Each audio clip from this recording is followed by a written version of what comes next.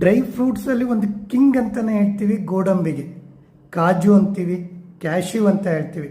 So ಇದು sexual ಹೆಲ್ತಿಗೆ, reproductive ಹೆಲ್ತಿಗೆ, ಕಾರ್ಡಿಯಾಕ್ ಹೆಲ್ತ್ ಅಂದರೆ ಹಾರ್ಟ್ ಫಂಕ್ಷನ್ಗೆ, ಗುಡ್ ಸ್ಲೀಪ್ ಅಂದರೆ ಒಂದು ಸ್ಟ್ರೆಸ್ಸನ್ನು ಕಡಿಮೆ ಮಾಡೋಂಥ ಫಂಕ್ಷನ್ ಇರುತ್ತೆ. ಇದರಲ್ಲಿ ಮೇನ್ ಇಂಗ್ರೀಡಿಯೆಂಟ್ ಬಂದು ಜಿಂಕ್ ಅಂತ ಹೇಳ್ತೀವಿ, ಮೆಗ್ನೀಷಿಯಮ್, ಜೊತೆಗೆ ವಿಟಮಿನ್ಸಲ್ಲಿ vitamin K, vitamin E, B6, ಜೊತೆಗೆ ಅಮೈನೋ ಆ್ಯಸಿಡ್ ಇರುತ್ತೆ ಮತ್ತು ಆ್ಯಂಟಿ ಆಕ್ಸಿಡೆಂಟ್ ಇರುತ್ತೆ.